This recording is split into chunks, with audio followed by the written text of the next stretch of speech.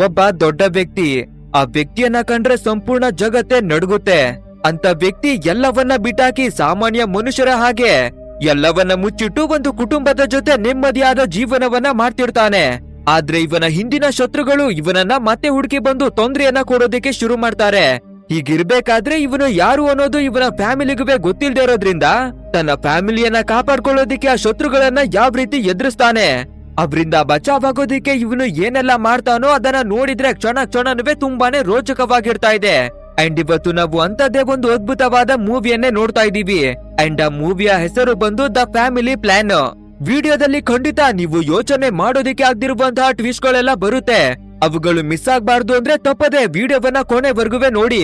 ಹಾಗೆ ನಮ್ ಚಾನೆಲ್ ಅನ್ನ ಇನ್ನ ಸಬ್ಸ್ಕ್ರೈಬ್ ಮಾಡಿಲ್ಲ ಅಂದ್ರೆ ಬೇಗ ಸಬ್ಸ್ಕ್ರೈಬ್ ಮಾಡ್ಕೊಳ್ಳಿ. ಸರಿ, ಹಾಗಿದ್ರೆ ಇವತ್ತಿನ ಮೂವಿಯ ಮಾಯಾ ಲೋಕಕ್ಕೆನೆ ಹೋಗೋಣ. ಇವತ್ತಿನ ನಮ್ಮ ಕತೆ ಶುರುವಾಗೋದೇ ಡೆನ್ ಮಾರ್ಗನ್ ಅನ್ನುವ ಒಬ್ಬ ವ್ಯಕ್ತಿಯನ್ನ ತೋರ್ಸೋದ್ರಿಂದ. ಅಂಡ್ ಇವನೇನೆ ನಮ್ಮ ಇವತ್ತಿನ ಸ್ಟೋರಿಯ ಹೀರೋ ಕೂಡ. ಆಕ್ಚುಲ್ ಆಗಿ ಹೇಳ್ಬೇಕು ಅಂದ್ರೆ ಒಂದು ಲಕ್ಸುರಿಯಾದ ಕಾರ್ ಶೋರೂಮ್ ನಲ್ಲಿ ಕಾರ್ಗಳನ್ನ ಸೆಲ್ ಮಾಡುವಂತಹ ಒಂದು ಕೆಲಸವನ್ನ ಮಾಡಿ ಬರ್ತಾ ಇದ್ದಾನೆ. ಅಂಡ್ ಇವನ ಕಲೆ ಎಷ್ಟೊಂದು ಸೂಪರ್ ಆಗಿರ್ತಾ ಇದೆ ಅಂದ್ರೆ ಎಂತ ಕಸ್ಟಮರೇ ಬಂದ್ರೆ ಕೂಡ ದೊಡ್ಡ ಲ್ಯಾಂಬೋರ್ಗಿನಿ ಕಾರ್ಗಳನ್ನೇ ತುಂಬಾನೇ ಈಸಿಯಾಗಿನೇ ಡೀಲ್ ಅನ್ನ ಮಾಡಿ ಬಿಡ್ತಾನೆ. ಅಷ್ಟೊಂದು ಸೂಪರ್ ಆಗಿರ್ತಾ ಇದ್ದಾನೆ ನಮ್ಮ ಹೀರೋ. ಅಲ್ಲದೆ ಇವತ್ತು ಬೇರೆ ನಮ್ಮ ಡೆನ್ ಅವನ ವೆಡ್ಡಿಂಗ್ ಆನಿವರ್ಸರಿ ಇರೋದ್ರಿಂದ ಬೇಗನೆ ಕೆಲಸವನ್ನ ಮುಗಿಸಿ ಒಂದು ಫ್ಲವರ್ ಬೊಕೆಯನ್ನುವೆ ತಗೊಂಡು ಮನೆಗೆನೆ ಬರ್ತಾನೆ. ಹಾಗೆ ನಮ್ಮ ಹೀರೋಗೆ ಕಾಯಲ್ ಅನ್ನುವ ಮಗ, ನೀನಾ ಅನ್ನುವ ಮಗಳು ಅಂಡ್ ಮತ್ತೊಂದು ಪುಟ್ಟದಾದ ಬೇಬಿ ಇರ್ತಾ ಇದೆ. ಸೊ ಫ್ಯಾಮಿಲಿಯ ಎಲ್ಲ ಮೆಂಬರ್ವೇ ತುಂಬಾನೇ ಹ್ಯಾಪಿಯಾದ ಲೈಫ್ ಅನ್ನ ಬದುಕಿ ಬರ್ತಾ ಇದ್ದಾರೆ. ಇವತ್ತು ಬೇರೆ ವೆಡ್ಡಿಂಗ್ ಆನಿವರ್ಸರಿ ಇರೋದ್ರಿಂದ ನಮ್ಮ ಹೀರೋ ಅವನ ಮಗನ ಹತ್ರಕ್ಕಾಗಿನೇ ಬಂದು, ಲೋ ಮಗ್ನೆ, ನಿಮ್ಮಮ್ಮ ಡೆಸಿಕಾ ಅವಳನ್ನ ಕರ್ಕೊಂಡು ನಾನು ಹೊರಗಡೆಗೆ ಹೋಗ್ಬೇಕು ಅನ್ಕೊಂಡಿದ್ದೀನಿ. ಸೊ ನಮ್ಮ ಪುಟ್ಟ ಬೇಬಿಯನ್ನ ನೀನೇನೆ ನೋಡ್ಕೊಳ್ಳೋ ಅನ್ನೋದಾಗಿನೇ ಕೇಳ್ತಾನೆ. ಬಟ್ ಆದ್ರೆ ಕಾಯಲ್ಲು, ಇಲ್ಲ ಅಪ್ಪ, ನೀವು ಹೇಳಿದ್ದೀರಾ ಅಂತ ನಾನು ಗೇಮಿಂಗ್ ಆಡೋದನ್ನವೇ ಬಿಟ್ಬಿಟ್ಟಿದ್ದೀನಿ. ಸೊ ತುಂಬಾನೇ ಬೇಜಾರಾಗ್ತಾ ಇರೋದ್ರಿಂದ ನನ್ನ ಫ್ರೆಂಡ್ ಗಳ ಮನೆಗೆ ಹೋಗಿ ಸ್ವಲ್ಪ ಚಿಲ್ ಮಾಡಿ ಬರ್ತೀನಿ. ಬೇಬಿಯನ್ನ ನೋಡ್ಕೊಳ್ಳೋದಿಕ್ಕೆ ನೀನೇ ಇದ್ದಾಳೆ ಅಲ್ವಾ, ಅವಳೇನೆ ನೋಡ್ಕೋತಾಳೆ ಬಿಡಿ ಅನ್ನೋದಾಗಿನೇ ಹೇಳ್ತಾನೆ. ಅಂಡ್ ಇವಾಗ ಸಿಚುವೇಶನ್ ಅನ್ನ ನೋಡಿ ನಮ್ಗೆ ಅರ್ಥವಾಗ್ಲಿಕ್ಕೆ ಬರುತ್ತೆ. ನೀನಾ ಮತ್ತೆ ಕಾಯಲ್ ಇಬ್ಬರುವೆ ಅವರ ತಂದೆಯಿಂದ ಯಾವುದೋ ವಿಷಯವನ್ನ ಬಚ್ಚಿಟ್ಟು ಬರ್ತಾ ಇದ್ದಾರೆ. ಅಂದ್ರೆ ನಮ್ಮ ನೀನಾ ಕೂಡ ಒಬ್ಬಳು ರಿಪೋರ್ಟರ್ ಆಗಿನೇ ಇರ್ತಾ ಇದ್ದಾಳೆ. ಆದ್ರೆ ಅವಳ ಬಾಯ್ ಫ್ರೆಂಡ್ ನ ವಿಷಯದಿಂದಾಗಿ ಅವಳು ರಿಪೋರ್ಟಿಂಗ್ ಕೆಲಸವನ್ನವೇ ಬಿಟ್ಬಿಟ್ಟು ಮನೆಯವರ ಹತ್ರ ನಾನು ಇನ್ನೊಬ್ಬ ರಿಪೋರ್ಟಿಂಗ್ ಕೆಲಸವನ್ನ ಮಾಡ್ತಾ ಇದ್ದೀನಿ ಅನ್ನೋದಾಗಿನೇ ಸುಳ್ಳನ್ನ ಹೇಳಿ ಬರ್ತಾ ಇದ್ದಾಳೆ.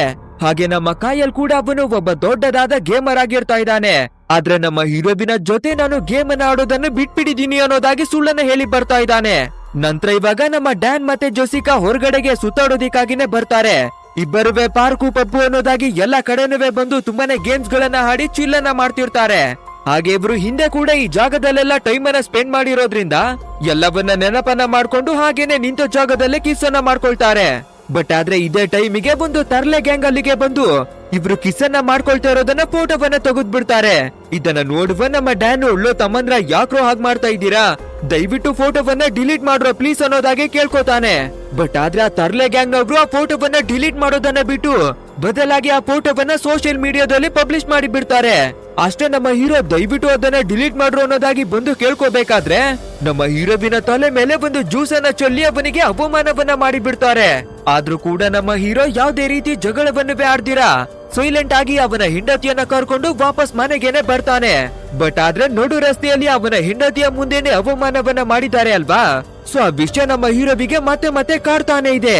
ನೆಕ್ಸ್ಟ್ ಡೇ ನಮ್ಮ ಜೆಸಿಕಾ ಬಾಕ್ಸಿಂಗ್ ಕ್ಲಬ್ ನಲ್ಲಿ ಪ್ರಾಕ್ಟೀಸ್ ಅನ್ನ ಮಾಡ್ತಾ ಇರ್ಬೇಕಾದ್ರೆ ವೆನ್ ಅನ್ನುವ ಒಂದು ಹುಡುಗಿಯ ಜೊತೆ ಪರಿಚಯವಾಗುತ್ತೆ.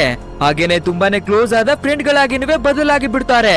ಅಂಡ್ ಆಗ ವೆನ್, ನಾನಂತೂ ನನ್ನ ಬಾಯ್ ಫ್ರೆಂಡ್ ನ ವಿಷಯದಲ್ಲಿ ಸಿಕ್ಕಾಕೊಂಡು ದೊಡ್ಡ ತಲೆನೋವನ್ನು ಅನುಭವಿಸ್ತಾ ಇದ್ದೀನಿ ಅನ್ನೋದಾಗಿನವೇ ಹೇಳ್ಕೋತಾಳೆ. ಅಂಡ್ ಅದೇ ರೀತಿ ನಮ್ಮ ಡೆಸಿಕಾ ಕೂಡ ನನ್ನ ಹಸ್ಬೆಂಡ್ ಆ ರೀತಿ ಏನುವೆ ತೊಂದ್ರೆಯನ್ನ ಕೊಡೋದಿಲ್ಲ, ಇನ್ನವೇ ಹೇಳ್ಬೇಕು ಅಂದ್ರೆ ತುಂಬಾನೇ ಪ್ರೀತಿಯನ್ನ ಮಾಡ್ತಾನೆ. ಬಟ್ ಆದ್ರೆ ನಾನು ಕೂಡ ಒಂದು ರೀತಿಯಲ್ಲಿ ಸಿಕ್ಕಾಕೊಂಡಿದ್ದೀನಿ. ನನ್ಗೆ ಹೊರಗಡೆ ಸುತ್ತಾಡೋದು, ಟ್ರಾವೆಲಿಂಗ್ ಮಾಡೋದು ಅಂದ್ರೆ ತುಂಬಾನೇ ಇಷ್ಟ. ಬಟ್ ಆದ್ರೆ ನನ್ನ ಹಸ್ಬೆಂಡ್ ಯಾವತ್ತುವೆ ಹೊರಗಡೆಗೆ ಹೋಗೋದಿಕ್ಕೇನೆ ಬಿಡೋದಿಲ್ಲ ಅನ್ನೋದಾಗಿ ಹೇಳ್ಕೋತಾಳೆ. ಇಲ್ಲಿಗೆ ಸೀನನ್ನ ಕಟ್ ಮಾಡಿ ನಮ್ಮ ಡೆನ್ ಅವನನ್ನೇ ತೋರಿಸ್ತಾರೆ. ಅವನ ಚಿಕ್ಕ ಬೇಬಿಯನ್ನ ಮಾಲ್ ನ ಒಳಗಡೆಗೆನೆ ಕರ್ಕೊಂಡು ಬಂದು ಅವನ ಚಿಕ್ಕ ಬೇಬಿಯನ್ನ ಕರ್ಕೊಂಡು ಶಾಪಿಂಗ್ ಮಾಡೋದಿಕ್ಕಾಗಿನೇ ಬಂದಿರ್ತಾ ಇದ್ದಾನೆ. ಇದೇ ರೀತಿಯಾಗಿ ಶಾಪಿಂಗ್ ಅನ್ನ ಮಾಡ್ತಾ ಇರ್ಬೇಕಾದ್ರೆ ಅಚಾನಕ್ ಆಗಿ ಒಬ್ಬ ವ್ಯಕ್ತಿ ನಮ್ಮ ಹೀರೋವಿನ ಮೇಲೆ ಅಟ್ಯಾಕ್ ಮಾಡೋದಿಕ್ಕಾಗಿನೇ ಬಂದ್ಬಿಡ್ತಾನೆ. ಅವನ ಹತ್ರ ಬೇರೆ ಪುಟ್ಟ ಪಾಪು ಇರ್ತಾ ಇದೆ ಅಲ್ವಾ.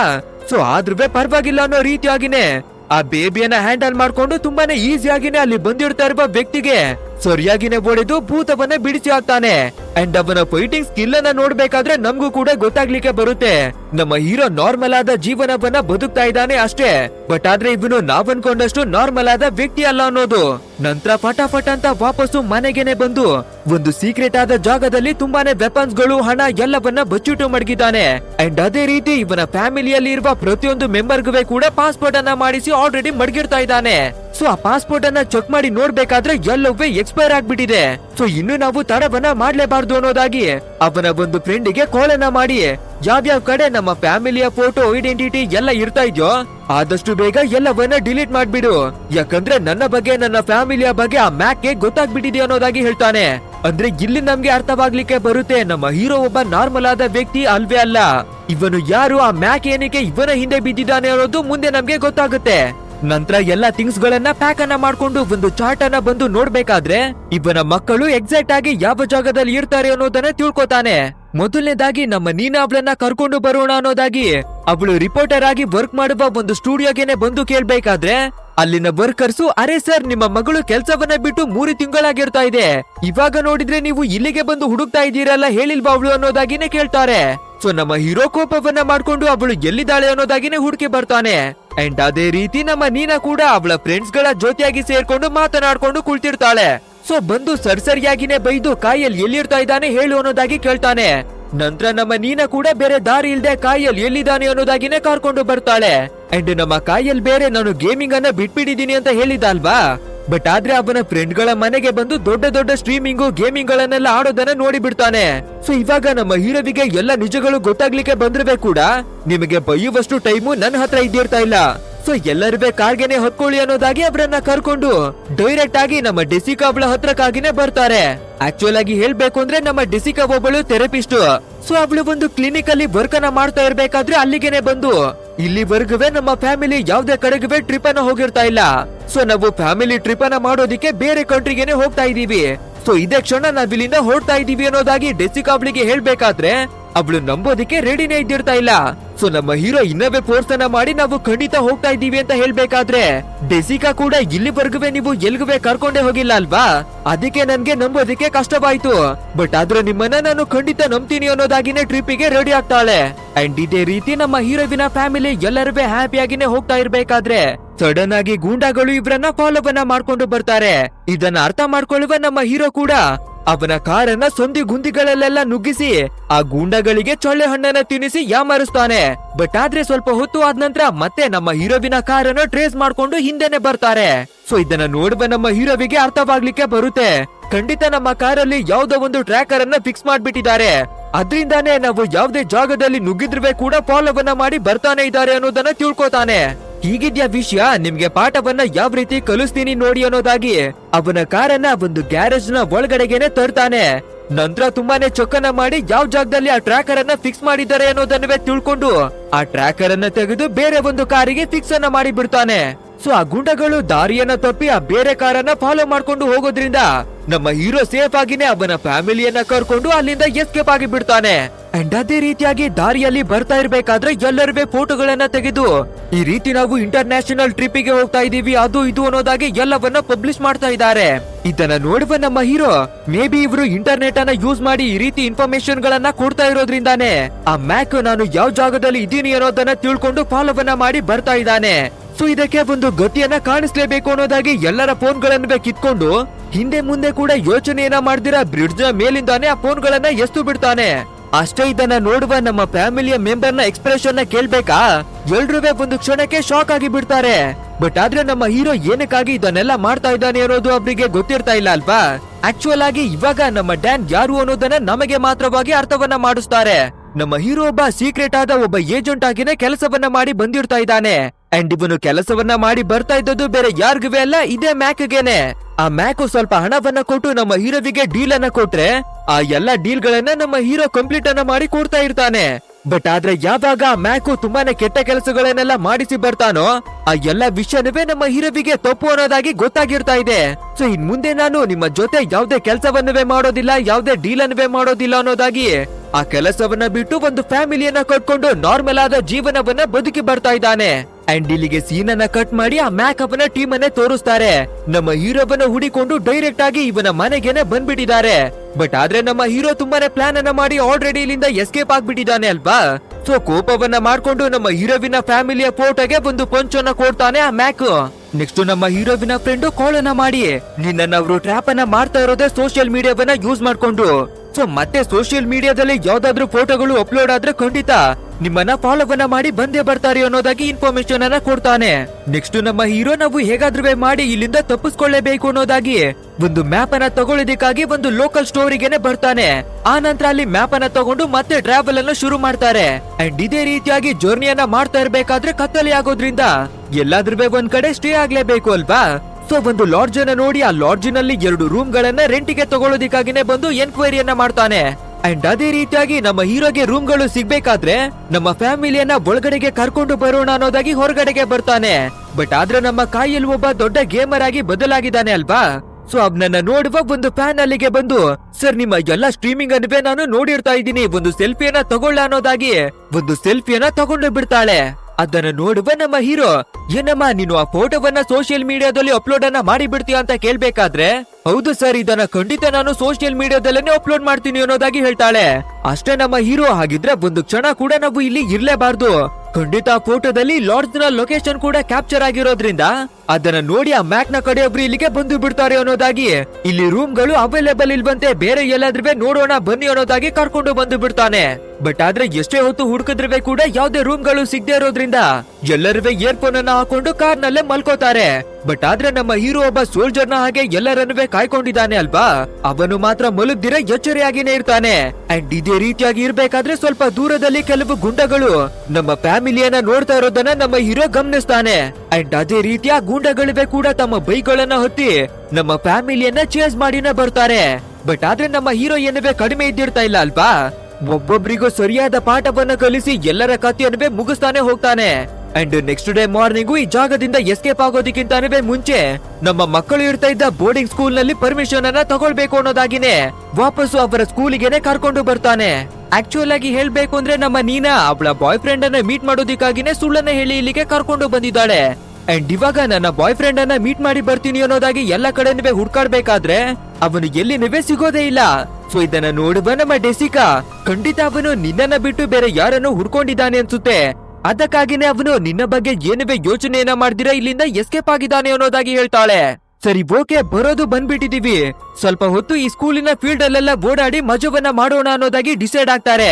ಅಂಡ್ ಇದೇ ರೀತಿ ಇರ್ಬೇಕಾದ್ರೆ ತುಂಬಾ ಹೊತ್ತಿಂದ ಒಬ್ಬ ವ್ಯಕ್ತಿ ನಮ್ಮ ಹೀರೋವನ್ನ ಗುರಾಯಿಸೋದನ್ನ ಗಮನಿಸ್ತಾನೆ. ಅಂಡ್ ಆ ವ್ಯಕ್ತಿಯ ಹತ್ರಕ್ಕಾಗಿನೇ ಬಂದು ಅವನನ್ನೇ ಯಾಮರಿಸಿ ಒಂದು ರೂಮ್ ನ ಒಳಗಡೆಗೆನೆ ಕರ್ಕೊಂಡು ಬಂದು, ಏನಕ್ಕೋ ನೀನು ಅವಾಗಿಂದ ನಮ್ಮನ್ನ ಗುರಾಯಿಸ್ತಾ ಇದೀಯ ಅನ್ನೋದಾಗಿನೇ ಕೇಳ್ಬೇಕಾದ್ರೆ, ನಾನೇನುವೆ ನಿಮ್ಗೆ ತೊಂದ್ರೆಯನ್ನ ಕೊಡುವ ವ್ಯಕ್ತಿಯಲ್ಲ ಸರ್, ನಾನೊಬ್ಬ ನಾರ್ಮಲ್ ಆಗಿ ಕೆಲವು ವಸ್ತುಗಳನ್ನ ಮಾರಾಟ ಮಾಡುವ ಸೆಲ್ಲರ್ ಆಗಿರ್ತಾ ಇದ್ದೀನಿ ಅನ್ನೋದಾಗಿ ಹೇಳ್ಕೊತಾನೆ. ಅಂಡ್ ಇದೇ ರೀತಿ ಇಬ್ರು ಮಾತಾಡ್ಕೊಳ್ತಾ ಇರ್ಬೇಕಾದ್ರೆ ನಿಜವಾದ ಗೂಂಡಗಳು ಅಲ್ಲಿಗೆ ಎಂಟ್ರಿಯನ್ನ ಕೊಡ್ತಾರೆ. ಅಸಲಿ ಆಟ ಇವಾಗ ಶುರು ಕಂಡ್ರು ಬಂದ್ರು ಅನ್ನೋದಾಗಿ ಆ ಗೂಂಡಗಳನ್ನ ಕರೆದು ನಮ್ಮ ಹೀರೋ ಒಬ್ಬೊಬ್ಬರಿಗೂ ಸರಿಯಾಗಿನೇ ಬಿಡಿದು ಎಲ್ಲರ ಕಥೆಯನ್ನ ಮುಗಿಸಿ ಧ್ವಂಸವನ್ನ ಮಾಡಿ ಹಾಕ್ತಾನೆ. ಸರಿ ಓಕೆ ವಾಪಸ್ಸು ನಮ್ಮ ಫ್ಯಾಮಿಲಿಯ ಹತ್ರಕ್ಕಾಗಿನೇ ಹೋಗೋಣ ಅನ್ನೋದಾಗಿ ಬರ್ತಾನೆ. ಈ ಕಡೆ ನಮ್ಮ ನೀನಾ ಬೇರೆ ನಮ್ಮ ಬಾಯ್ ಫ್ರೆಂಡ್ ಖಂಡಿತ ಇಲ್ಲ ಎಲ್ಲೋ ಇರ್ತಾನೆ ಅನ್ನೋದಾಗಿ ಹುಡುಕಿ ಬರ್ತಾ ಇದ್ಲು ಅಲ್ವಾ. ಸೊ ಫೈನಲಿ ಒಂದು ರೂಮ್ ಅನ್ನ ಬಂದು ಚೆಕ್ ಮಾಡ್ಬೇಕಾದ್ರೆ ಆ ರೂಮ್ ನ ಒಳಗಡೆನೆ ನಮ್ಮ ನೀನಾ ಅವಳ ಬಾಯ್ ಫ್ರೆಂಡ್ ಇದ್ದಿರ್ತಾನೆ.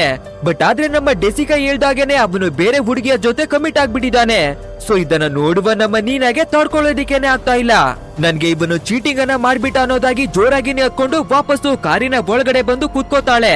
ಇದನ್ನ ನೋಡುವ ನಮ್ಮ ಹೀರೋ, ನಿನ್ಗೆ ಚಿಕ್ಕ ವಯಸ್ಸಿಂದ ಒಂದು ಪಾಠವನ್ನ ಕಲ್ಸಿರ್ತಾ ಇದ್ದೀನಿ, ಎದುರಾಳಿಗೆ ನೋವನ್ನ ಕೊಡ್ಬೇಕು ಅಂದ್ರೆ ಅವನಿಗೆ ಹೊಡಿಬೇಕು ಅನ್ನೋದೇ ಇರ್ತಾ ಇಲ್ಲ, ನಮ್ಮ ಮಾತುಗಳ ಮುಖಾಂತರ ಕೂಡ ಅವರನ್ನ ನರಳಿಸಬಹುದು ಕಣಮ ಅನ್ನೋದಾಗಿ ಹೇಳ್ತಾನೆ.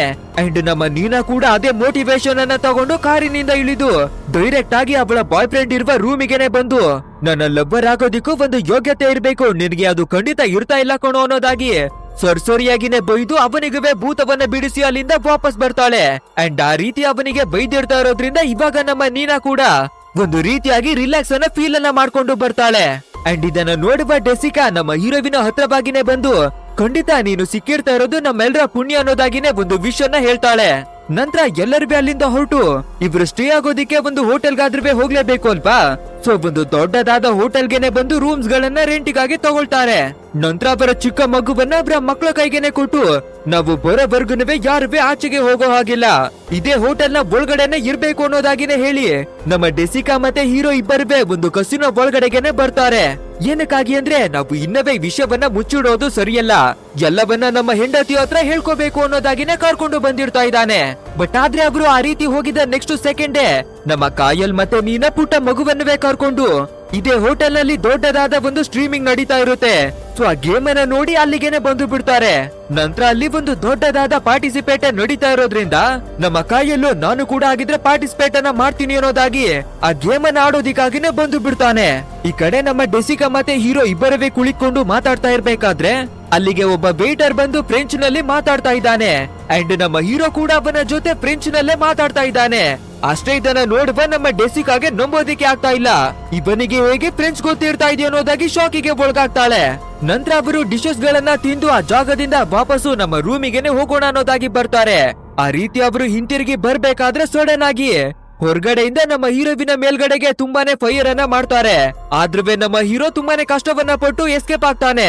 ಅಂಡ್ ಇದೇ ರೀತಿಯಾಗಿ ನೋಡ್ತಾ ಇರ್ಬೇಕಾದ್ರೆ ಯಾರೋ ಒಬ್ಬ ಗೂಂಡ ಅಲ್ಲಿಗೆ ಬಂದು ನಮ್ಮ ಡೆಸಿಕಾಬ್ಳನ್ನ ಹಿಡ್ಕೊಂಡು ಒಂದು ಗನ್ ಪಾಯಿಂಟ್ ಅನ್ನ ಮಾಡಿ ನಿಂತ್ಕೋತಾನೆ. ಮೊದ್ಲು ನಿನ್ನ ವೈಫ್ ನ ಕಥೆಯನ್ನ ಮುಗಿಸ್ತೀನಿ, ಆ ನಂತರ ಗೇಮ್ ಝೋನ್ ನಲ್ಲಿ ಇರುವ ನಿನ್ನ ಮಕ್ಕಳ ಕತೆ ಕೂಡ ಮುಗ್ದು ಹೋಗುತ್ತೆ ಅನ್ನೋದಾಗಿ ಹೇಳ್ತಾನೆ. ಬಟ್ ಆದ್ರೆ ನಮ್ಮ ಹೀರೋ ಆ ರೀತಿ ಆಗೋದಿಕ್ಕೆ ನಾನ್ ಬಿಡ್ಬೇಕಲ್ಲ ಅನ್ನೋದಾಗಿ ಒಂದು ವೆಪನ್ ಎಸೆದು ಡೈರೆಕ್ಟ್ ಆಗಿ ಅವನ ತಲೆಗೆನೆ ಕೊಚ್ಚಿಸ್ತಾನೆ. ಅಂಡ್ ಒಂದೇ ಏಟಿಗೆ ಆ ಗೂಂಡನ ಕತೆ ಮುಗ್ದು ಹೋಗಿ ಬಿಡುತ್ತೆ. ಅಂದ್ರೆ ಜಸ್ಟ್ ಯೋಚನೆಯನ್ನ ಮಾಡಿ ಗೈಸ್, ನಮ್ಮ ಹೀರೋ ಎಷ್ಟರ ಮಟ್ಟಿಗೆ ಡೇಂಜರಸ್ ಆಗಿದ್ದಾನೆ ಅನ್ನೋದನ್ನ. ನಂತರ ಇವ್ರಿಬ್ರು ನಮ್ಮ ಮಕ್ಕಳನ್ನ ನಾವು ಕಾಪಾಡ್ಕೋಬೇಕು ಅನ್ನೋದಾಗಿ ಡೈರೆಕ್ಟ್ ಆಗಿ ಆ ಗೇಮ್ ಝೋನ್ ನ ಒಳಗಡೆಗೆನೆ ಬರ್ತಾರೆ. ಅಂಡ್ ಇವ್ರ ಮಕ್ಕಳಿಗೆ ಯಾವ್ದೇ ರೀತಿ ಪ್ರಾಬ್ಲಮ್ ಆಗದೆ ಇರೋದ್ರಿಂದ ಅದನ್ನ ನೋಡಿ ತುಂಬಾನೇ ಹ್ಯಾಪಿ ಆಗ್ತಾರೆ. ಸರಿ, ಇನ್ನು ಒಂದು ಕ್ಷಣ ಕೂಡ ಇಲ್ಲಿ ಇರಬಾರ್ದು ಬನ್ನಿ ಅನ್ನೋದಾಗಿ ಕರ್ಕೊಂಡು ಬರ್ಬೇಕಾದ್ರೆ ನಮ್ಮ ಹೀರೋ ಅವನ ಬಗ್ಗೆ ಇರುವ ಎಲ್ಲ ವಿಷಯವನ್ನ ಹೇಳ್ಕೊಳ್ಳೋದಿಕ್ಕಾಗಿ ಶುರು ಮಾಡ್ತಾನೆ. ಮೊದ್ಲು ನಾನೊಬ್ಬ ದೊಡ್ಡದಾದ ಗ್ಯಾಂಗ್ಸ್ಟರ್ ಆಗಿರ್ತಾ ಇದೆ ಅಂಡ್ ಒಂದು ಸಿಚುವೇಶನ್ ಅಲ್ಲಿ ಎಲ್ಲವನ್ನ ಬಿಟ್ಟು ನಾರ್ಮಲ್ ಆದ ಬದುಕನ್ನ ಬದುಕ್ತಾ ಇದ್ದೀನಿ. ಆದ್ರೆ ನಾನು ಆ ಗೂಂಡ ಕೆಲಸವನ್ನ ಬಿಟ್ಟಿರ್ತಾ ಇದ್ರೆ ಈ ಗೂಂಡಗಳು ನನ್ನನ್ನ ಬಿಡ್ತಾ ಇಲ್ಲ ಅನ್ನೋದಾಗಿ ಹೇಳ್ತಾನೆ. ಬಟ್ ಆದ್ರೆ ನಮ್ಮ ಫ್ಯಾಮಿಲಿಯ ಮೆಂಬರು ಯಾರು ಇದನ್ನ ನಂಬೋದಿಕ್ಕೆ ರೆಡಿನೇ ಇದ್ದಿರ್ತಾ ಇಲ್ಲ. ಸೊ ಎಲ್ಲರೂ ನಗಾಡ್ಕೊಂಡೇ ಬರ್ತಾ ಇದ್ದಾರೆ. ಅಂಡ್ ಇದೇ ಟೈಮಿಗೆ ಸರಿಯಾಗಿ ಮತ್ತೆ ಆ ಗೂಂಡಗಳು ಬಂದು ದಾಳಿಯನ್ನ ಮಾಡ್ತಾರೆ.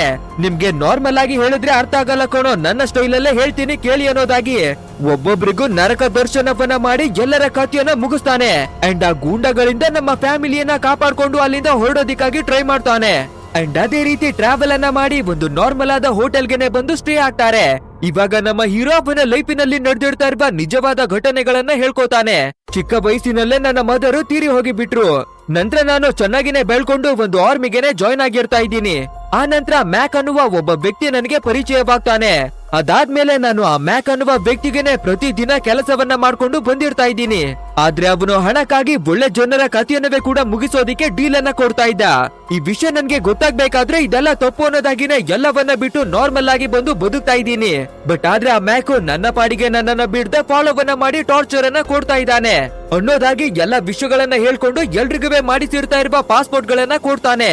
ನೋಡಿ, ನಿಮಗಾಗಿ ನಿಮಗೇನೆ ಗೊತ್ತಿಲ್ದಿರ ಪಾಸ್ಪೋರ್ಟ್ ಗಳನ್ನ ರೆಡಿಯನ್ನ ಮಾಡಿಸಿರ್ತಾ ಇದ್ದೀನಿ. ನಿಮ್ಮನ್ನ ರಕ್ಷಣೆಯನ್ನ ಮಾಡ್ಬೇಕು ಅಂದ್ರೆ ಈ ದೇಶವನ್ನ ಬಿಟ್ಟು ಹೋಗ್ಲೇಬೇಕು ಅನ್ನೋದಾಗಿ ಹೇಳ್ಕೊತಾನೆ. ಬಟ್ ಆದ್ರೆ ನಮ್ಮ ಫ್ಯಾಮಿಲಿಯಲ್ಲಿ ಇದನ್ನ ಯಾರು ನಂಬೋದಿಕ್ಕೆ ರೆಡಿನೇ ಇದ್ದಿರ್ತಾ ಇಲ್ಲ. ಸೊ ಎಲ್ರೂ ತುಂಬಾನೇ ಕೋಪವನ್ನ ಮಾಡ್ಕೊಂಡು ನಂಬೋ ರೀತಿಯಾಗಿ ಏನಾದ್ರೂ ಇದ್ರೆ ಹೇಳು ಅನ್ನೋದಾಗಿ ವಾಪಸ್ಸು ರೂಮ್ ನ ಒಳಗಡೆಗೆನೆ ಹೋಗ್ಬಿಡ್ತಾರೆ. ನಮ್ಮ ಡೆಸಿಕಾಗೆ ಬೇರೆ ಗ್ವೆನ್ ಅನ್ನುವ ಒಂದು ಹುಡುಗಿ ತುಂಬಾನೇ ಕ್ಲೋಸ್ ಆದ ಫ್ರೆಂಡ್ ಆಗ್ಬಿಟ್ಟಿದ್ಲು ಅಲ್ವಾ. ಇವಾಗ ಅವಳಿಗೆನೆ ಕಾಲ್ ಅನ್ನ ಮಾಡಿ ನಾವೊಂದು ಸಿಚುವೇಶನ್ ಅಲ್ಲಿ ಸಿಕ್ಕಾಕೊಂಡ್ಬಿಟ್ಟಿದೀವಿ, ದಯವಿಟ್ಟು ನಮ್ಮನ್ನ ರೆಸ್ಕ್ಯೂವನ್ನ ಮಾಡು ಅನ್ನೋದಾಗಿನೇ ಇಲ್ಲಿಂದ ಕರ್ಕೊಂಡು ಹೋಗೋದಿಕ್ಕೆ ಹೆಲ್ಪ್ ಅನ್ನ ಕೇಳಿಕೊಳ್ತಾಳೆ. ಅಂಡ್ ಈ ಎಲ್ಲಾ ವಿಷಯವನ್ನ ನಮ್ಮ ಹೀರೋ ಕೂಡ ಕೇಳಿಸಿಕೊಳ್ತಾನೆ. ಅಂಡ್ ಅದೇ ರೀತಿಯಾಗಿನೇ ನೆಕ್ಸ್ಟ್ ಡೇ ಮಾರ್ನಿಂಗ್ ಇವ್ರನ್ನ ಈ ಜಾಗದಿಂದ ಕರ್ಕೊಂಡು ಹೋಗೋದಿಕ್ಕಾಗಿ ಆ ಗ್ವೆನ್ನು ಒಂದು ಪ್ರೈವೇಟ್ ಆದ ಜೆಟ್ ಅನ್ನ ತಂದಿರ್ತಾ ಇದ್ದಾಳೆ. ನಂತರ ನಮ್ಮ ಡೆಸಿಕಾ ನನ್ನ ಗಂಡನ ಜೊತೆಯಾಗಿ ಒಂದು ದೊಡ್ಡದಾಗಿನ ಜಗಳ ಆಗ್ಬಿಟ್ಟಿದೆ, ಆದ್ರಿಂದಾನೇ ನಿನ್ಗೆ ಕೋಳನ್ನ ಮಾಡಿ ಹೆಲ್ಪ್ ಅನ್ನ ಕೇಳಿದ್ವಿ ಅನ್ನೋದಾಗಿ ಹೇಳ್ಬೇಕಾದ್ರೆ, ಹೌದಾ ನಾನು ಕೂಡ ಇಲ್ಲೇನೆ ಪಕ್ಕದಲ್ಲಿ ಇದ್ದಿದ್ರಿಂದ ನಿಮ್ಮನ್ನ ಕರ್ಕೊಂಡು ಹೋಗೋದಿಕ್ಕೆ ಹೆಲ್ಪ್ ಆಯ್ತು ಅನ್ನೋದಾಗಿ ಆ ಗ್ವೆನ್ ಕೂಡ ನಮ್ಮ ಪೂರ್ತಿಯಾದ ಫ್ಯಾಮಿಲಿಯನ್ನ ಪ್ರೈವೇಟ್ ಜೆಟ್ ನ ಒಳಗಡೆಗೆನೆ ಹತ್ತಿಸ್ಕೊಳ್ತಾಳೆ. ನನ್ನ ಲೈಫಲ್ಲೂ ಕೂಡ ನನ್ನ ಬಾಯ್ ಫ್ರೆಂಡ್ ಇದೇ ರೀತಿಯಾಗಿನೇ ಮಾಡಿದಾನೆ, ಬೇರೆ ಹುಡುಗಿಗೋಸ್ಕರ ನನ್ನನ್ನ ಬಿಟ್ಟು ಹೋಗ್ಬಿಟ್ಟಿದ್ದಾನೆ.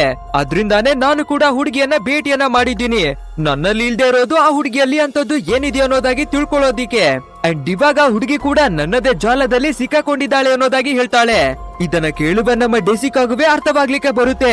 ಈಗ ವೆನ್ ಮಾತಾಡ್ತಾ ಇರೋದು ಬೇರೆ ಯಾರ ಬಗ್ಗೆನೇ ಅಲ್ಲ, ನನ್ ಬಗ್ಗೆನೇ ಅನ್ನೋದಾಗಿ. ಸೊ ಅರ್ಥವನ್ನ ಮಾಡ್ಕೊಂಡು ಆದಷ್ಟು ಬೇಗ ಈ ಜೊಟ್ನಿಂದ ಇಳ್ದ್ಬಿಡೋಣ ಅನ್ನೋದಾಗಿ ಬರ್ಬೇಕಾದ್ರೆ ಅದೇ ಟೈಮಿಗೆ ಎಲ್ರಿಗೂ ಹೆಡ್ ಆಗಿರ್ತಾ ಇರುವ ಮ್ಯಾಕ್ ಅಲ್ಲಿಗೆ ಬರ್ತಾನೆ. ನಂತರ ಆ ಮ್ಯಾಕು ಡೈರೆಕ್ಟ್ ಆಗಿ ನಮ್ಮ ಹೀರೋಬಿಗೆನೆ ಫೋನ್ ಅನ್ನ ಮಾಡ್ತಾನೆ. ಅಂಡ್ ಇಲ್ಲಿವರೆಗೂ ನಮ್ಮ ಹೀರೋಬಿನ ಹೆಸರು ಡೆನ್ ಅಂತ ಅನ್ಕೊಂಡಿದ್ವಿ ಅಲ್ವಾ, ಬಟ್ ಆದ್ರೆ ಅವನ ರಿಯಲ್ ಆದ ಹೆಸರು ಬಂದು ಶಾನ್.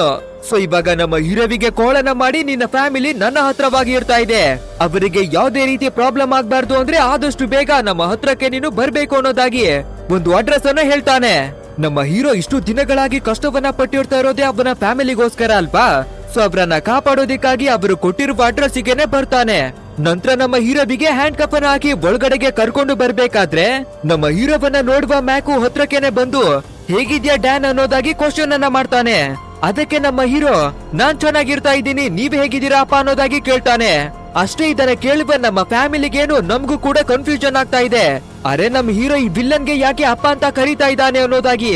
ಅಂಡ್ ಇವಾಗ ಮ್ಯಾಕ್ ಕೂಡ ಹೌದು ನಾನೇನೆ ಡ್ಯಾನ್ ಅವನ ಫಾದರ್, ನಿಮ್ಮ ತಾತ ಬೇರೆ ಯಾರಿವೆ ಅಲ್ಲ ನಾನೇನೆ ಅನ್ನೋದಾಗಿ ಹೇಳಿಕೊಳ್ತಾನೆ. ನಂತರ ನಮ್ಮ ಹೀರೋವಿಗೆ ನೀನು ಆಲ್ರೆಡಿ ತುಂಬಾ ಜನರ ಕಥೆಯನ್ನ ಮುಗಿಸಿರ್ತಾ ಇದ್ಯಾ, ಸೊ ಇವಾಗ ನಿನ್ನ ಫ್ಯಾಮಿಲಿಯನ್ನ ನೀನು ಕಾಪಾಡ್ಕೋಬೇಕು ಅಂದ್ರೆ ಮತ್ತೆ ನೀನು ನನ್ನ ಜೊತೆಯಾಗಿ ಕೆಲಸವನ್ನ ಮಾಡ್ಲೇಬೇಕು ಅನ್ನೋದಾಗಿ ಒಂದು ಷರತ್ತನ್ನ ಹಾಕ್ತಾನೆ. ಸೊ ನಮ್ಮ ಫ್ಯಾಮಿಲಿಯನ್ನ ಕಾಪಾಡ್ಕೊಳ್ಳೋದಿಕ್ಕೆ ಬೇರೆ ದಾರಿ ಇಲ್ದಿರಾ ಮತ್ತೆ ಇವರ ಜೊತೆ ಕೆಲಸ ಮಾಡೋದಿಕ್ಕಾಗಿ ಒಪ್ಪಿಕೊಳ್ತಾನೆ. ಅಂಡ್ ಅದೇ ರೀತಿಯಾಗಿನೇ ನಮ್ಮ ಪೂರ್ತಿಯಾದ ಫ್ಯಾಮಿಲಿಯನ್ನ ಆ ಜಾಗದಿಂದ ರಿಲೀಸ್ ಮಾಡಿ ಕಳುಹಿಸಿ ಕೊಡ್ತಾರೆ. ಅಂಡ್ ಅದೇ ರೀತಿಯಾಗಿ ಅವರು ಬರ್ತಾ ಇರ್ಬೇಕಾದ್ರೆ ನಮ್ಮ ಕಾಯಲ್ ಮತ್ತೆ ನೀನಾಗೆ ಇಂಥ ಫಾದರು ನಮ್ಗೆ ಬೇರೆ ಎಲ್ಲವೇ ಸಿಗೋದೇ ಇಲ್ಲ, ತನ್ನ ಫ್ಯಾಮಿಲಿಗೋಸ್ಕರ ಏನ್ ಬೇಕಾದ್ರೂ ಮಾಡೋದಿಕ್ಕೆ ರೆಡಿ ಆಗಿರ್ತಾ ಇದ್ದಾರೆ. ಸೊ ಇಂಥವ್ರನ್ನ ನಾವು ಒಂಟಿಯಾಗಿ ಬಿಟ್ಟು ಹೋಗೋದು ಸರಿಯಲ್ಲ, ನಮ್ಮ ಫಾದರ್ ಅನ್ನ ನಾವು ಹೇಗಾದ್ರೂ ಮಾಡಿ ಕಾಪಾಡ್ಕೊಳ್ಳೇಬೇಕು ಅನ್ನೋದಾಗಿ ಹೇಳ್ತಾರೆ. ಅಂಡ್ ನಮ್ಮ ಡೆಸಿಕಾ ಕೂಡ ತುಂಬಾನೇ ಯೋಚನೆಯನ್ನ ಮಾಡಿ ಅರೆ ನಮ್ಮ ಪಾಪು ಟೊಟ್ಟಿಯನ್ನ ಮಾಡ್ಬಿಟ್ಟಿದ್ಯಾ ಅನ್ನೋದಾಗಿ ಆ ಡೈಪರ್ ಅನ್ನ ತೆಗೆದು ಇವರ ಜೊತೆಯಾಗಿ ಬರ್ತಾ ಇರುವ ಗಾರ್ಡ್ ನ ಮುಖಕ್ಕೆನೆ ಹೊಡೆದು ಅವರನ್ನ ಕೆಳಗಡೆಗೆ ತೊಳ್ಳಿ ಬಿಸಾಡ್ತಾರೆ. ಈ ಕಡೆ ನಮ್ಮ ಹೀರೋ ಒಂದು ಜಾಗದಲ್ಲಿ ಕುಳಿತಿರ್ತಾ ಇರ್ಬೇಕಾದ್ರೆ ಗ್ವೆನ್ ಅಲ್ಲಿಗೆ ಬಂದು ನೀನು ನನಗೆ ಮಾತ್ರ ಸ್ವಂತ ಕಣೋ, ಬೇರೆ ಯಾರುವೆ ನಿನ್ನನ್ನ ಪಡ್ಕೊಳ್ಳೋದಿಕ್ಕೆ ಬಿಡೋದಿಲ್ಲ ಅನ್ನೋದಾಗಿ ಅವನಿಗೆ ತುಂಬಾನೇ ಕ್ಲೋಸ್ ಆಗೋದಿಕ್ಕೆ ಟ್ರೈ ಮಾಡ್ತಾಳೆ. ಅಂಡ್ ನಮ್ಮ ಹೀರೋ ಕೂಡ ಅದೇ ರೀತಿ ಕ್ಲೋಸ್ ಆಗೋ ಹಾಗೇನೆ ನಡ್ಕೊಂಡು ಗ್ಯಾಪ್ ಅನ್ನ ಯೂಸ್ ಮಾಡಿ ಆ ಗ್ವೆನ್ ಅವಳನ್ನ ಅನ್ಕಾನ್ಶಿಯಸ್ ಮಾಡಿ ಬಿಡ್ತಾನೆ. ಅಂಡ್ ಅದೇ ಟೈಮಿಗೆ ನಮ್ಮ ಪೂರ್ತಿಯಾದ ಫ್ಯಾಮಿಲಿ ವಾಪಸ್ ಅಲ್ಲಿಗೆ ಬರುತ್ತೆ. ನಂತರ ನಮ್ಮ ಹೀರೋ ಇವಾಗ ನಿಮ್ಗೆ ಎಲ್ಲ ವಿಷಯಗಳಿವೆ ಗೊತ್ತಾಗ್ಬಿಟ್ಟಿದೆ, ಇನ್ ಮುಂದೆ ನಿಮ್ಮ ಹತ್ರ ಯಾವುದೇ ವಿಷಯವನ್ನ ನಾನು ಬಚ್ಚಿಡೋದಿಲ್ಲ, ಹಾಗೆ ನಿಮ್ಮನ್ನ ರಕ್ಷಣೆ ಮಾಡೋದಿಕ್ಕೆ ನಾನು ಏನ್ ಬೇಕಾದ್ರೂ ಮಾಡ್ತೀನಿ ಅನ್ನೋದಾಗಿ ಹೇಳ್ತಾನೆ. ಅಂಡ್ ಇದೇ ಜಾಗದಲ್ಲಿ ಒಂದು ಡ್ರೋನ್ ಇರೋದನ್ನ ತಿಳ್ಕೊಳ್ಳುವ ನಮ್ಮ ಕಾಯಲ್ಲು ಅದನ್ನ ತನ್ನ ಕಂಟ್ರೋಲ್ಗೆ ತಗೋತಾನೆ. ಇನ್ನೊಂದ್ ಕಡೆ ಮ್ಯಾಕೆ ಇವರ ಗ್ಯಾಂಗ್ ನಲ್ಲಿ ಒಬ್ಬ ವ್ಯಕ್ತಿ ಮಿಸ್ಸಿಂಗ್ ಆಗಿರೋದುವೆ ಗೊತ್ತಾಗ್ಲಿಕ್ಕೆ ಬರುತ್ತೆ. ಅಂಡ್ ನಮ್ಮ ಹೀರೋ ನೀನು ಗೇಮ್ ನಲ್ಲಿ ತುಂಬಾನೇ ಪ್ರೋ ಆಗಿದ್ಯಾ ಅಲ್ವಾ, ಇವಾಗ ಈ ಡ್ರೋನ್ ಅನ್ನ ಕಂಟ್ರೋಲ್ ಮಾಡಿ ಆ ಗೂಂಡಗಳು ಯಾವ ಜಾಗದಲ್ಲಿ ಇದ್ದಾರೆ ಅನ್ನೋದಾಗಿ ಲೊಕೇಶನ್ ಅನ್ನ ನನ್ಗೆ ಹೇಳ್ತಾ ಹೋಗು, ಅವರನ್ನ ನಾನು ಉಡಾಯಿಸ್ತೀನಿ ಅನ್ನೋದಾಗಿ ನಮ್ಮ ಕಾಯಲ್ಗೆ ಒಂದು ಕೆಲಸವನ್ನ ಕೊಡ್ತಾನೆ.